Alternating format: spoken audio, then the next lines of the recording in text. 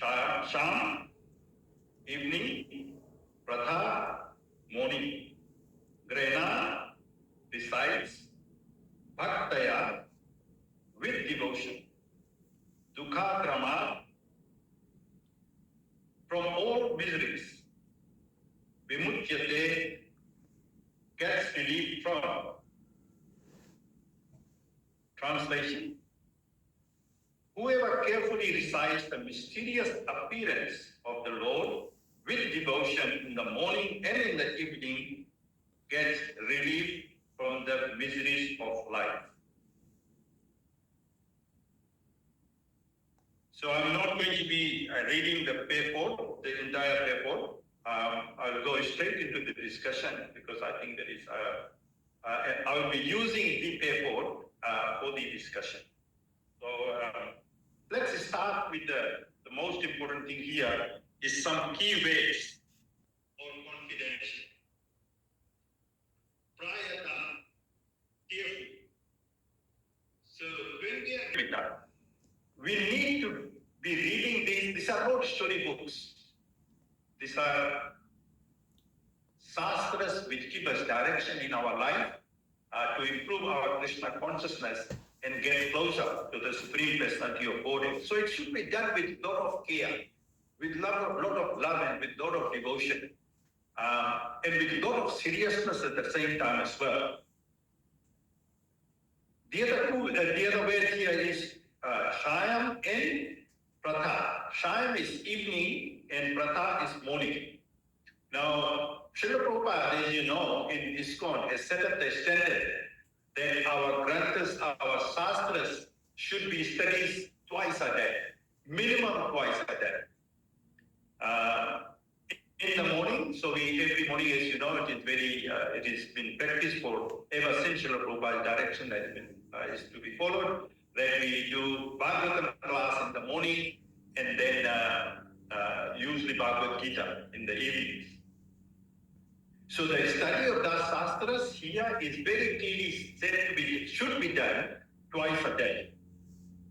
And not only twice a day, but when you are studying the Shastras, whenever you have, now it's not necessary that some of us might have different timelines, maybe different commitments, and things like that. But if and when you do find time to sit down and study, make sure that it's a serious study. And when serious study means that you need to sit down with a paper and pen, and you should carefully understand the meaning. Then only it will have an impact.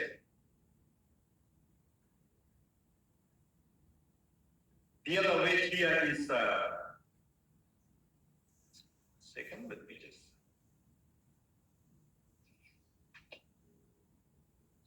Bhaktaya.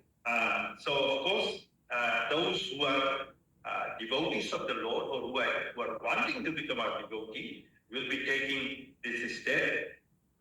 So you have to study with devotion. And then there's Dukha Kramat. What it means is that recitation of Srimad Bhagavatam has got a very sweet fruit. And that sweet fruit, when you have tasted the sweet fruit, what it does, it removes the miseries in your life. And those miseries are removed, vimuchyate, you are released from those miseries, but it's a permanent release. When we are having some sickness, whether it is headache, whether it's stomachache or something like that, you will go to the doctor, and doctor, after doing the analysis, will be either prescribing you some medicine or some exercise or some things to do, or some changes in your life. But we know that if you have taken the medicine, the sickness may go away for a while, but there is nothing making a guarantee that it will not come back. Reciting Srimad Bhagavatam and hearing Srimad Bhagavatam, the beauty is that it not only removes the miseries in your life permanently, but it opens the door for you to go back to Godhead.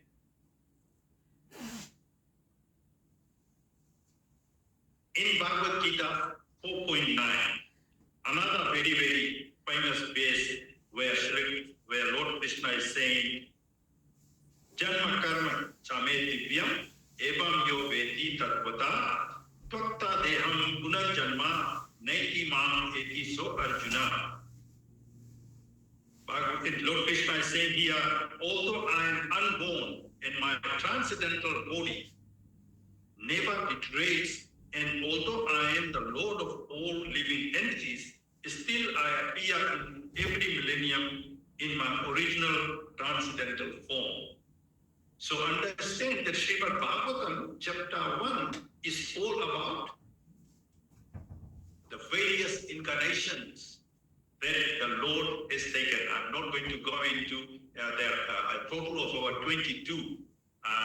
I'm not going to go into details there because I'm sure most of you are very well aware of the various incarnations of the Lord.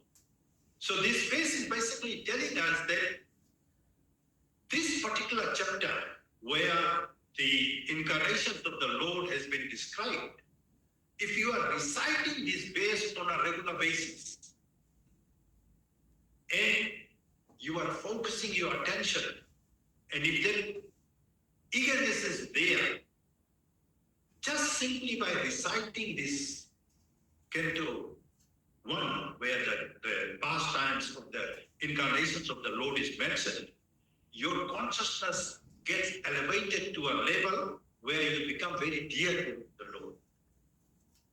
And when that happens, then we know one of the qualities of Krishna is that he is always very protective of his devotees. I will go more deeper into that later on. But the point I want to emphasize here as well is that there is a Chatur Shloki Bhagavad Gita. My Guru Maharaj, Mahavishnu Goswami Maharaj, was very particular with his disciples.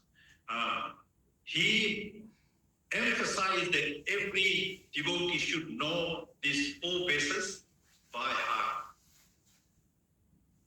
Aham sarvasya prabhavo matta sarvam pravartate iti matva bhajanti mam budha bhava samanvita matchita matgata prana odiyanta parasparam katayantas jamam nityam tishanti charamanti cha tesam sattayuntanam bhajatam piti purvakam dadami buddhi yogam tam yena mam upiyantite Tesam eva anukam partham aham ajnana jam kama nasatmya bhavasto jnana dipena bhashmuka. This 4 slokas of Bhagavad Gita summarizes the entire Bhagavad Gita. And if you understand the meaning of this, your life is completed. So these 4 verses should become part of your regular prayers.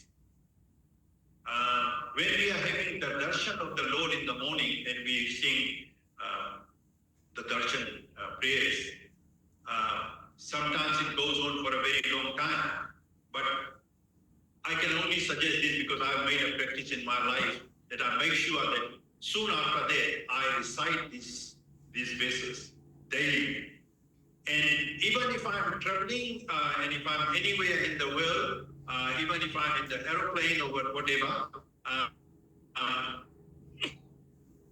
I have a habit of doing the entire Mangalarti from Darshanarti, from Sansara Dava, all the way to Guru Puja. And through the mind, just simply by singing these verses. And then doing the Chaturishloki Bhagavad Gita, and in that way, to ensure that my day is completed. We all know that the regulation is that we have to be chanting 16 rounds a day, and that is part of the process that Srila Prabhupada has given us. And so that shouldn't be neglected as well. Okay, moving on.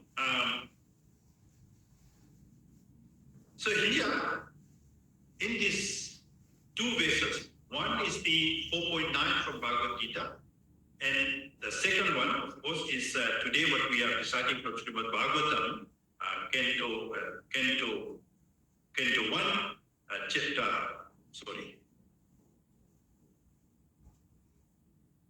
1329, which we have just read. So here there are three, I would say, means or ways in which we can ensure that at the time of the death, we will be able to go back to Godhead. So the first one from the Bhagavad Gita, I'm just trying to summarize here. The point is understanding the truth of the appearance of the Supreme Personality of Godhead. That is from Bhagavad Gita. The second point from Srimad Bhagavatam is carefully reciting the mysterious appearance of the Lord. And the third one is knowing factually the mysterious ways of the Lord's incarnation in this material world. So from here on, I will be going, I'll be speaking, elaborating this point. The first one, understanding the truth of the appearance.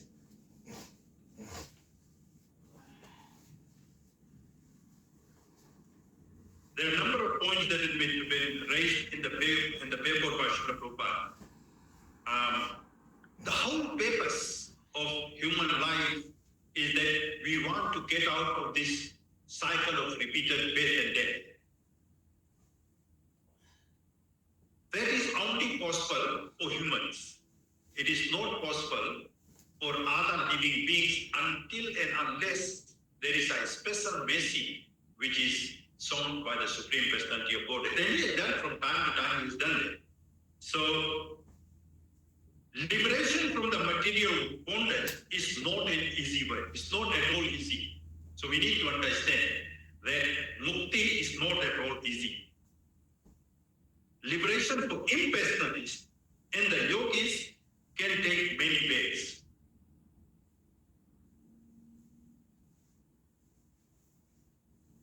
Liberation for impersonalists, what impersonalists do? They try and merge into the Brahma Jyoti. But understand that even if they are successful and they are able to merge into the Brahma Jyotis, it is only partial and there is a risk of retaining to this material world. So that is not the type of liberation that a devotee seeks. The devotee whereas attains the abode of the Lord and does not return to this material world. So the devotees are always praying to Krishna, and actually serious devotees don't even ask for liberation. They never ask for liberation. As long as they are kept in the service of the Supreme Personality of Godhead, and for that, even if they have to go to the hell, they are quite well prepared. We know that, I'll just quickly tell you a story. At one time, Krishna was pretending that he has got a headache. And so the message was given to everyone that the only way the headache will be gone is if a pure devotee keeps the dust from the lotus feet that will be applied to the forehead of Lord Sri Krishna. So with that request, devotees went around asking, but who would want to give the dust of their lotus feet that would be applied to the forehead of Krishna? That because everyone will consider that as Mahapapa, something that we can't even imagine. So in the sense, they went from one Rani to the other Rani, from one village to the other village, and then finally they ended up with Radharani. And as soon as Radharani heard that Lord Krishna was having a headache, immediately without thinking, she collected the dust from her feet and she immediately got that sand to be applied to the forehead. So when she was giving this, she was asked this question: Don't you think that this is going to be a serious offense, and that you can end up in hell? And Radharani said, for me, it doesn't really matter. If I have to go to hell to please the Lord, I'm prepared to do that. So that is the quality, that is the value of pure devotees. They don't care. They don't ask for liberation. Lord has many, many forms and incarnations. Advaitam, Achyutam, Anadim, Anantarupam, Brahma Samhita 533. So it clearly states that the Lord appears time after time. Need to understand that all forms of the Lord are one and the same. There's a common thing that we especially in Hare Krishna sometimes we hear, where Shivites, Lord Shiva's devotees, would think that the Hare Krishnas don't even consider Lord Shiva Lord. But Hare Krishna devotees know very well that he is Vaishnava Yatha Sambhu. So a topmost devotee. But we also need to understand that when the Lord expands, it's one and the same. A very example, a good example here is that even who is Lord Shiva? Lord Shiva is considered yogurt, and Lord Krishna is considered milk. So when the milk is in touch with citrus or it turns into cake. So the cake cannot return to milk, but the milk can be made into cake. So actually there is no difference. And that is the point we need to understand, that when the Lord incarnates, even as a turtle, even as a fish, that fish and the fish that we know are not the same, because that fish and Krishna are one and the same. One must understand this fact with conviction. With conviction means there should be not even a tinge of doubt.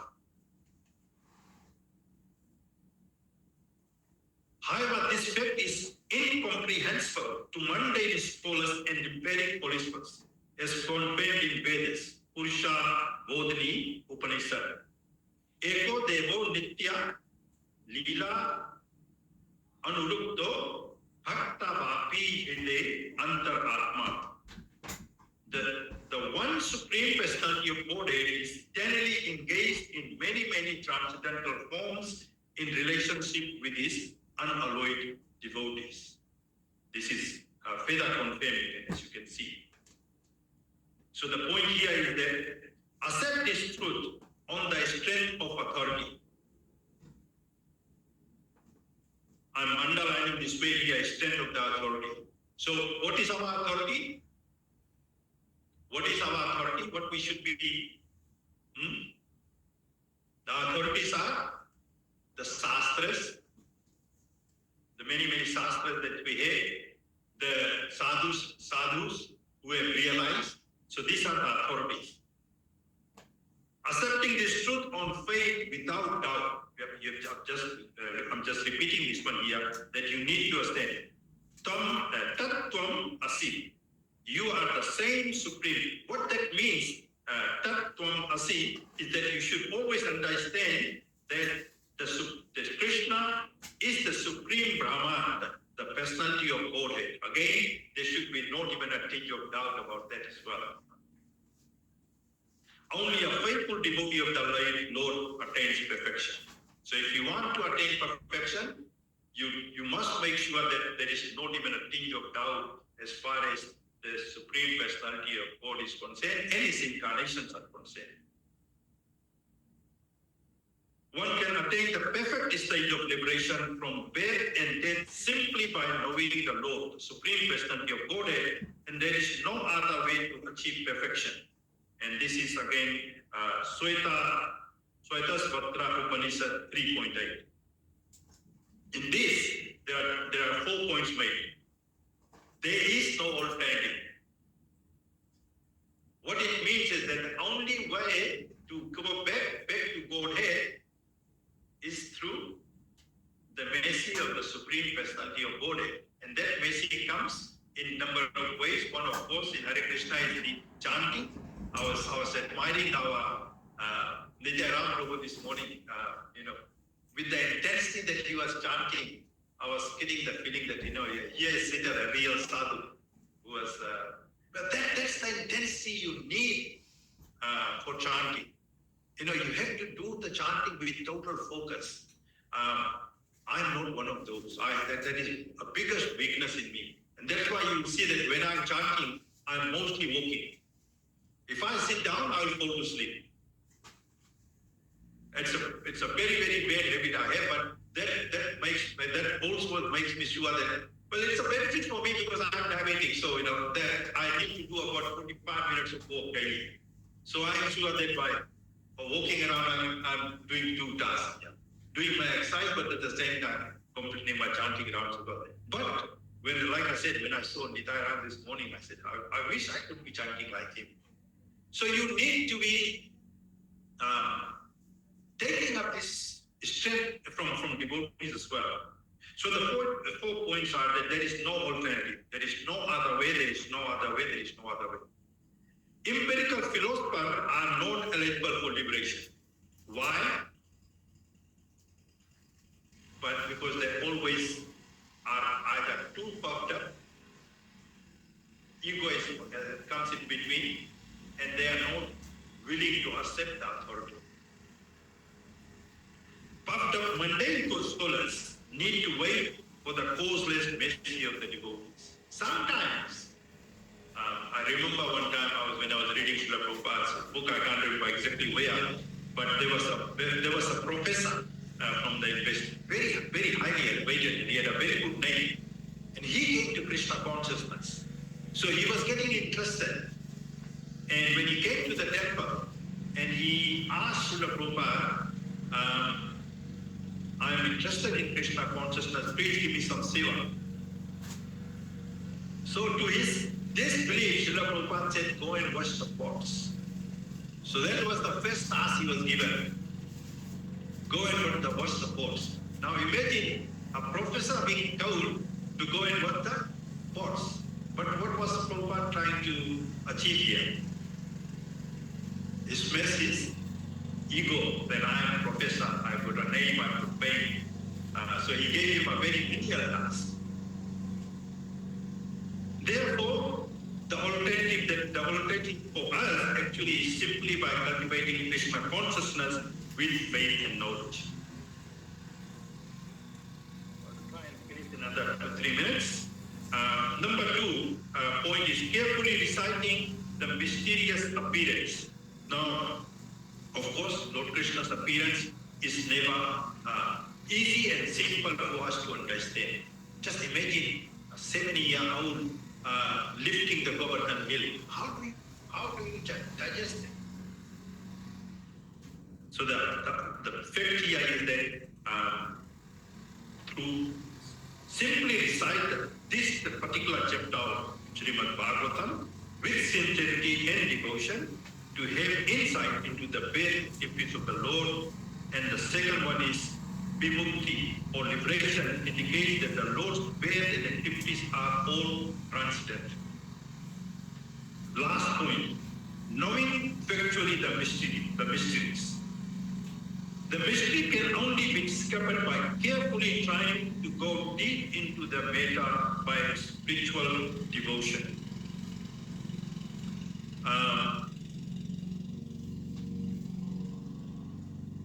Those who are minors, they know.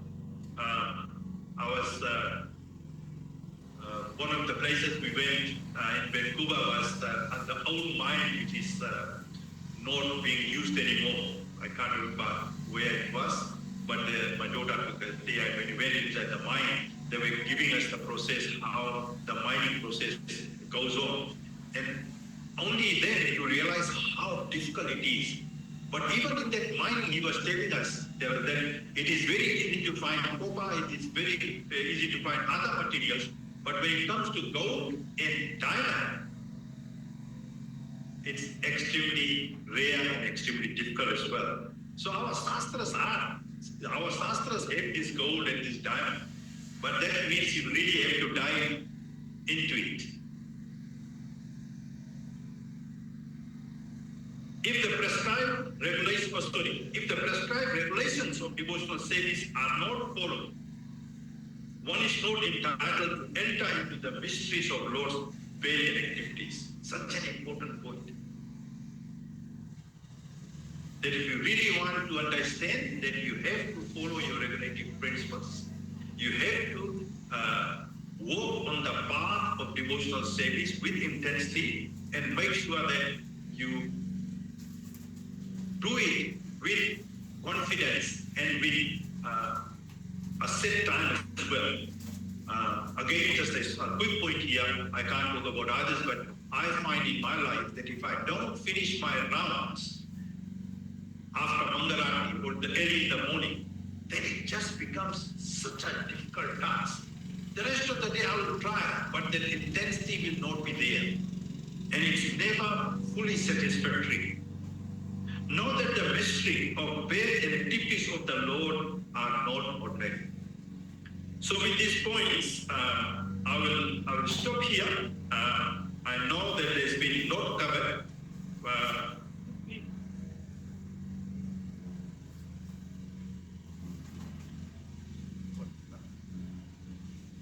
Okay.